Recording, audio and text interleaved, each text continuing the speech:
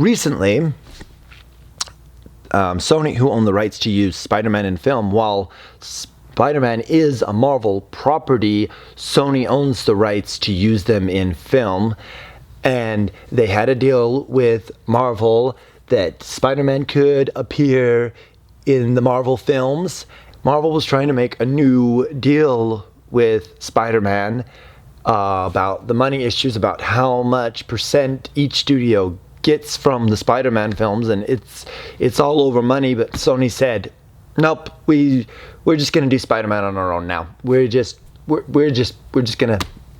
So it looks like Spider-Man is no longer a part of the Marvel Cinematic Universe, and a lot of fans are upset by this. I mean, it's been fun seeing Spider-Man in the Marvel Cinematic Universe, appearing in other Marvel films with other Marvel characters, and so now we may not get any more Spider-Man with the Marvel films. So, and the thing that's a lot of the buzz that people have been saying is, well, Sony can't make decent Spider-Man films, so we're not going to have any more good Spider-Man films. Well, there's some truth to that, but also, is it possible that Sony can make a good Spider-Man film? The answer is yes. Okay, the first two Sam Raimi films were good Spider-Man films. They were great films. And I'm going to go on the limb and saying Spider-Man 2 is the best Spider-Man film. It was such a great film. And recently they had Into the Spider-Verse, which was also really good. So can Sony make a good Spider-Man film? Yes. However, they do have a good deal going with Marvel. Marvel's got a good track record. Marvel's knows how to make a great story. They've done really well with Spider-Man in their universe. So is it the smart decision for Sony to leave them?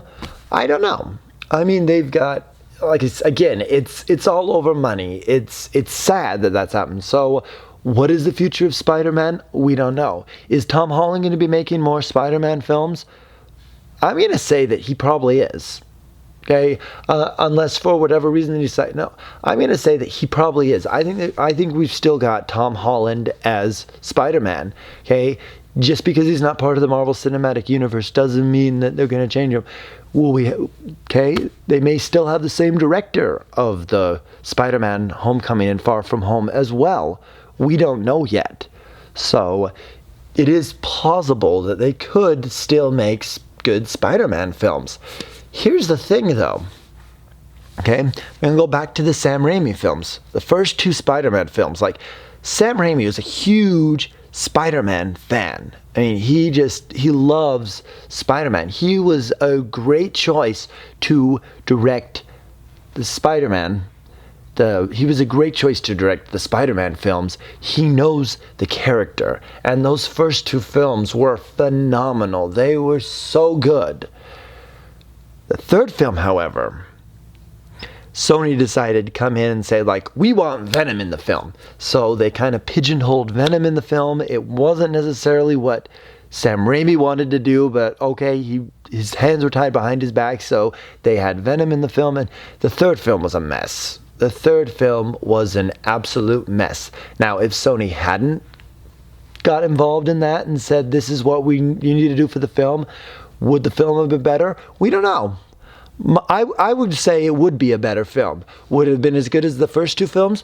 We don't know. But I would for sure say it would have been a better film. So I would say the best thing is just hire the right director for the film. And they've already got a great director that's made two good Spider-Man films with these recent Spider-Man films. I don't remember the director's name, but who's made Far From Home and Homecoming. And so if they stick with him, then that's going to help. And obviously get some good writers. I mean, Marvel, so they could make some more good Spider-Man films. And like I said, Into the Spider-Verse, they did make a great Spider-Man film with that. So who knows, who's to say where their future is going, where Spider-Man's future is going to go. Like I said, it is sad he's leaving the Marvel Cinematic Universe, but so I don't know. But the other thing, like, this really got me thinking as I was thinking about, like, the whole Spider-Man, Sony, and Marvel deal, and they had to make a deal with Sony to make it, and so now that Fox is under Disney, and so it looks like the X-Men properties and the Fantastic Four properties, and if I'm not mistaken, pretty much every Marvel property except for Spider-Man is now under Marvel through Disney, which is pretty cool because it looks like they're planning to do more with the X-Men. Who knows what they're going to do with that? I don't know. But let's go back in time. So before all of this, before the Fox properties became part of the Marvel, became part of the Disney deal, and thus became part with Marvel and all of this, Marvel really fought with Fox over, especially the X-Men. It was nuts. It was crazy. So now they're all under the same property. So anyway, with this whole thing with the Spider-Man and Sony and Marvel and kind of like not being able to reach a deal, it really got me thinking, and for the first time, I actually created a meme. Yeah, I haven't made it public yet. I will probably make it public after I do this video, so you are the first to see this, and here it is. So yeah, this got me thinking about DC. So now in the movie field, DC has had a different story with their films than Marvel has. Okay? Really, DC is responsible. Like, they started the birth of the superhero films with the original Superman film. And then it reinvigorated with the superheroes with the Batman films, the Tim Burton Batmans. We're not going to talk about the Joel Schumacher films. I might talk about them in a future video, probably on my other channel.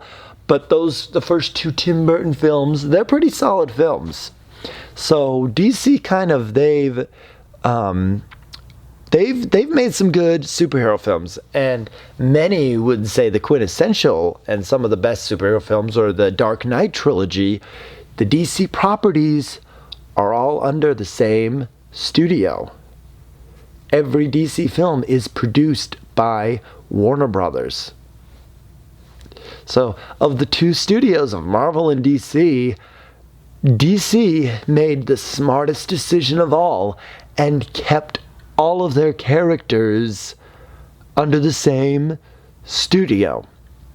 Now, I'm pretty sure some of the early properties, like some of the earlier produced properties of Superman, like they had like little Superman serials and that, they weren't necessarily originally done by Warner Brothers. Warner Brothers bought them, but they definitely made the deal with the Superman movie to do the Superman. But as far as the characters, though, it came to the point where all of the characters are under the same studio. Like they didn't loan all of their they didn't license their characters off to different studios. It's like, oh, we're gonna do a bidding war, blah blah blah blah blah. Maybe they did, but they all ended up at Warner Brothers. But that was, for whatever reason, how they ended up there. DC has been the smartest of the two studios. They've kept their properties under one studio. Okay. Now people are gonna go, it's like, well, DC doesn't make as good as movies. Like I said, over the years, like you look at those films, DC, like through their history, DC did make some good superhero films. And yes, their start of their cinematic universe, starting with the Man of Steel,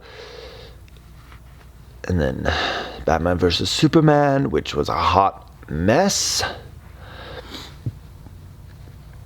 So they have not had a good track record. They've had a lot of films that just were not very good in their cinematic universe. However, they're starting to get better. Okay, starting with Wonder Woman, that was a solid film. Wonder Woman was a really great film, and then and now they've got Shazam, which is, okay, if you've watched some of my videos and some of my video and on my other channel with my review, I love Shazam. Shazam! So, I gotta show this little friend too. I know, I just have to put in Shazam plugs when I can. So DC is making better films now. Okay? I know, I'm not, and I really don't want this to be a fight between Marvel and DC. Okay? In all retrospective, I want to see great Marvel films. I want to see great DC films. And do you know what though? Like, Marvel has the better track record right now. Okay? But really, both Marvel and DC have had their stinkers, even in the Marvel Cinematic Universe. Even though it's referenced in Endgame, and I thought it was a really clever tie-in with Endgame, but I can't bring myself to go watch Thor: The Dark World again. That wasn't a very good film. I guess it wasn't terrible, but I don't know. About the only things I really liked about that film was Loki. I liked the Loki stuff. And then the Iron Man sequels, I don't know. I couldn't get into Iron Man 2. The only thing I liked in Iron Man 2 was, like, the biggest thing Iron Man 2 did was bring in Black Widow. So it introduced Black Widow, and I don't know. I'm not going to go into a lot talking about these films. And a lot of it is hype. Okay? Hype does, say what you may, but hype sells film.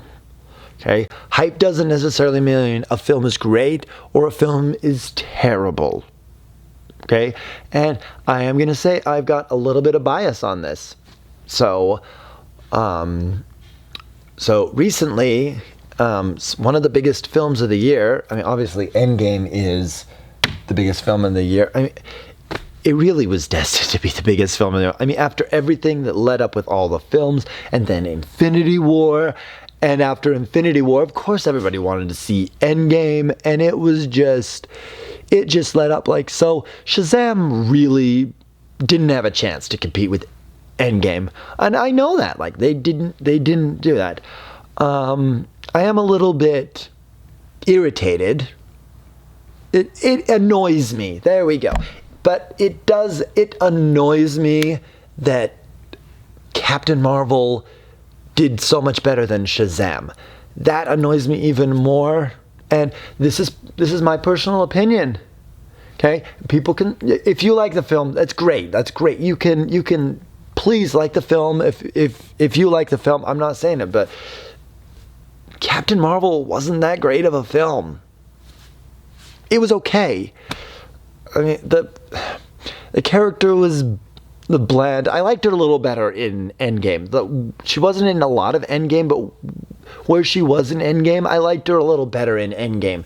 But throughout the whole film, I don't know, I wasn't invested in her. I didn't think the characters were as interesting. And here's the thing, like, take some films like Guardians of the Galaxy, some of my favorite Marvel films. That film has a style. That film has a personality. That film is fun. And even like a film like Ant-Man. Ant-Man has its own personality. It has its own style. Captain Marvel didn't really feel like it had its own style. It was really by the numbers. And so it just kind of, I don't know, it kind of irritated me every time I'd like see like posts on people praising Captain Marvel, like, oh, Captain Marvel's amazing, Captain Marvel's great, and I'm just like, Captain Marvel wasn't that good. And so, but of course, with everything with Endgame and Avengers and everything, everybody wanted to catch up, which I get that. I understand that. But really, all you needed to know about Captain Marvel for Endgame was that Captain Marvel is very powerful. That's it. So yes, I do have a bias because I loved Shazam. Shazam deserved to do better. Shazam was so good. Okay, and maybe even if Captain Marvel still did better than Shazam, maybe it wouldn't bother me so much. But I don't know. I see this film I loved that was like so good, and then I see this other film that just wasn't as good, getting so much more attention, and that bothered me. I mean, it's like Shazam deserved the attention. Shazam was so good. And here's the other thing I'm going to say, and there's truth to this. Like, if Shazam was a Marvel movie and Captain Marvel was a DC movie, Shazam would have done so much better. Let's be honest, it would have. So, and a lot of this is on DC, okay? DC took a while to make some good films in their cinematic universe. And so they've lost the trust of a lot of the fans. And so it takes a lot of time to build that trust back up. I understand that. But Shazam was really well done. Wonder Woman was really well done. They found the right directors for the right projects, and it was really, really good. So yes, that's my slight bias, but I do want to talk a little bit more on hype. And hype's hype's kind of an interesting topic. And I've actually had this idea surrounding hype. And if there was a way to do a study with this, it would be really interesting, and I would love to see what the results would be. Obviously, there's no way to actually make this happen, but if there was. So let's say we take Mr. Peabody's Wayback Machine, in a sense, but instead of a Wayback Machine, we're going to call it a what-if machine. Now, the what-if machine does not change the future or the past, or even the present. What the what-if machine does is kind of take you to what the world could have been like if there's some circumstances that were changed.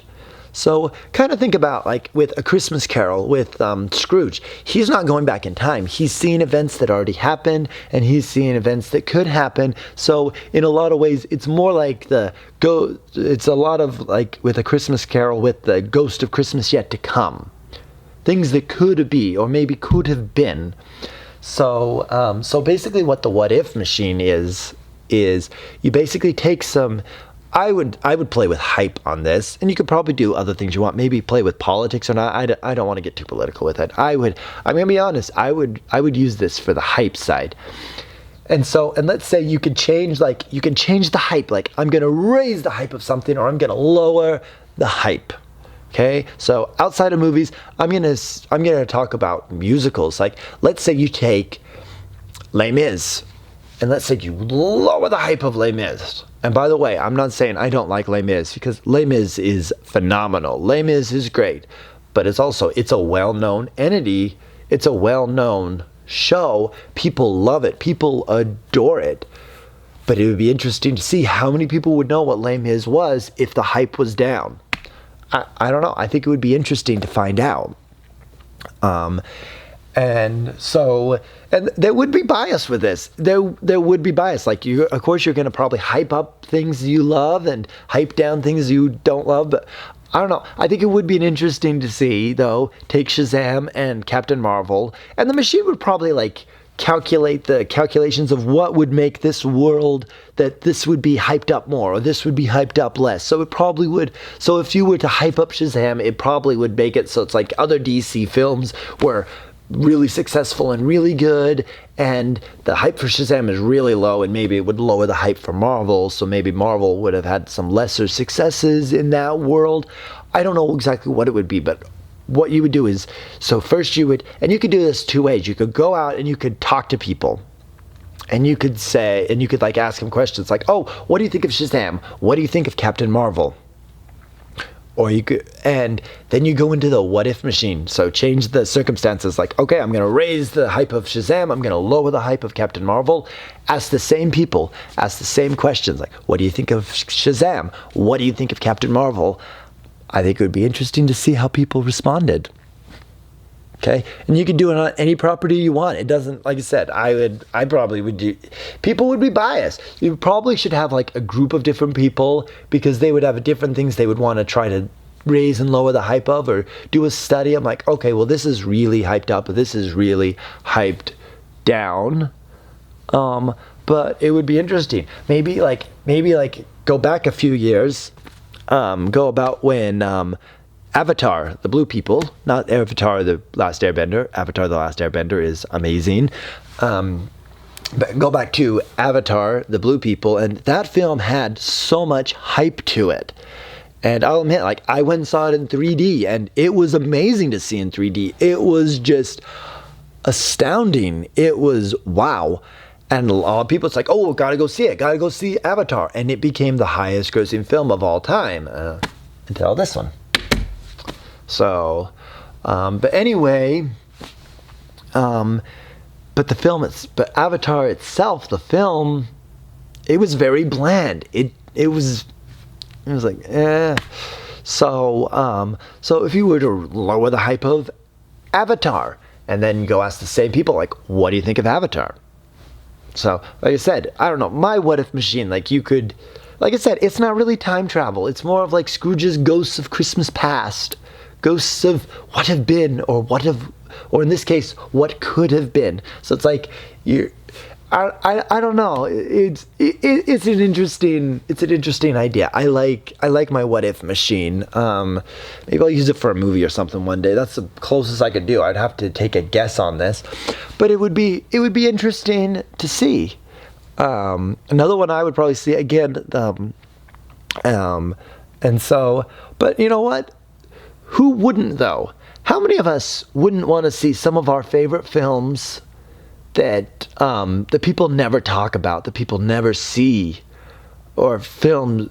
How many of us would like to see some of our favorite films, music, shows, musicals, books, or anything, things that we love? How many of us would like to see what would happen? Like some of these that we love, and some of them that are just really don't have a lot of hype, and people never talk about, and people don't know about, and you try to talk about them with people. And no, I'm gonna put this question out to you guys, and you can leave a question in the comments. Please leave a comment. I really would love to see comments in my section, on my videos. And tell you what, you leave a comment and I will respond.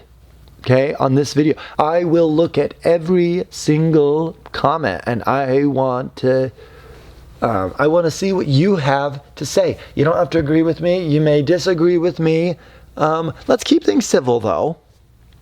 But what are some of the things that you love? Movies, TV shows, musicals, books, anything that doesn't have a lot of hype to them, that you talk about with people. I'm like, oh, I've never heard of that. Oh, I don't know. And sometimes you talk about one of them and people just don't seem to have interest in it. And it's hardening for me. It's hardening to hear that. Like 2011, my favorite film was Super 8. I adored that movie, the whole nostalgia, and it had the Steven Spielberg vibes, and you had the kids that were making a movie, and then you had the alien that came in and nobody knew, like, where did this alien creature come from? How does he play with everything? And it was just, I adored that film. I loved that movie so much.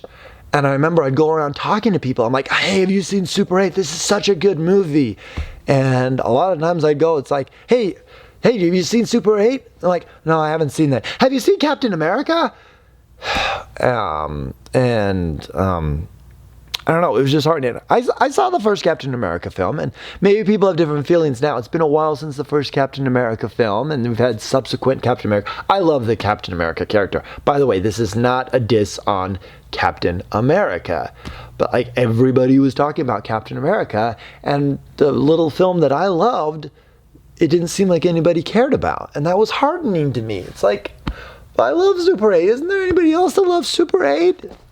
I have met some other people. I have met and talked with other people that like Super 8. I know I'm not the only one, but it was heartening because it's like, I love this, and you want to find other people that love the same things as you.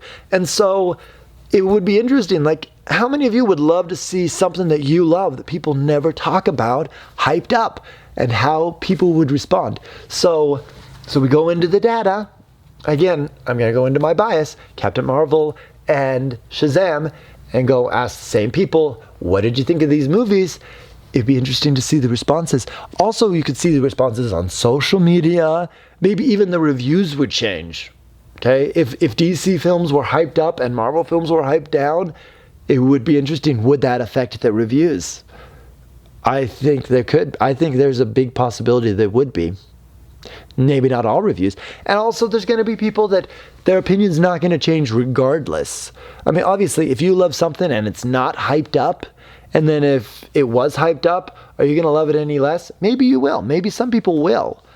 But I'm sure I don't know. It would be an interesting study to see.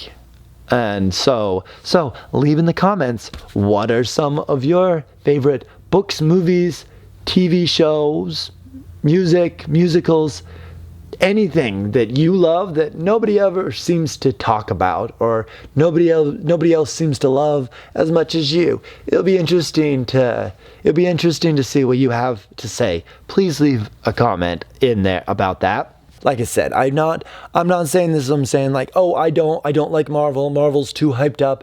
You can like something that's hyped. Okay? I love Phantom of the Opera, the longest running musical on Broadway. It's one of my favorite shows. I would say Phantom of the Opera is my favorite hyped up show.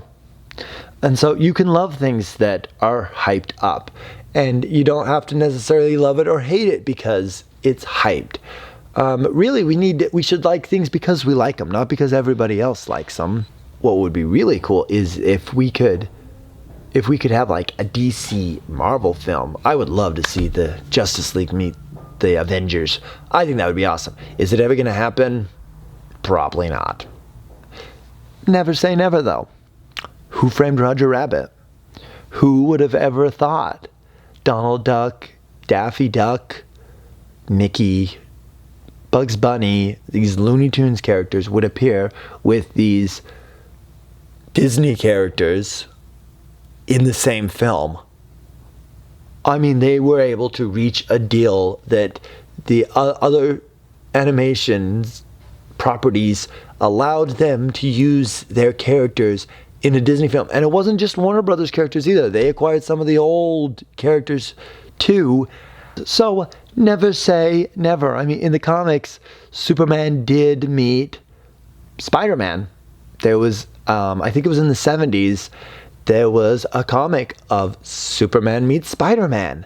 DC and Marvel collaborated and they let each other use their characters together. And I'm just like, wow. By the way, I need to find that comic. I really would love to read that comic. I don't know if it's hard, if it's a rare entity, or if it's easy to find, but I would love to read the Superman meets Spider-Man comic. Yeah. So, yep, a little bit of Marvel. And yes, I got talking about DC and my thoughts on Spider-Man. And this is Kevin F. Pope signing off.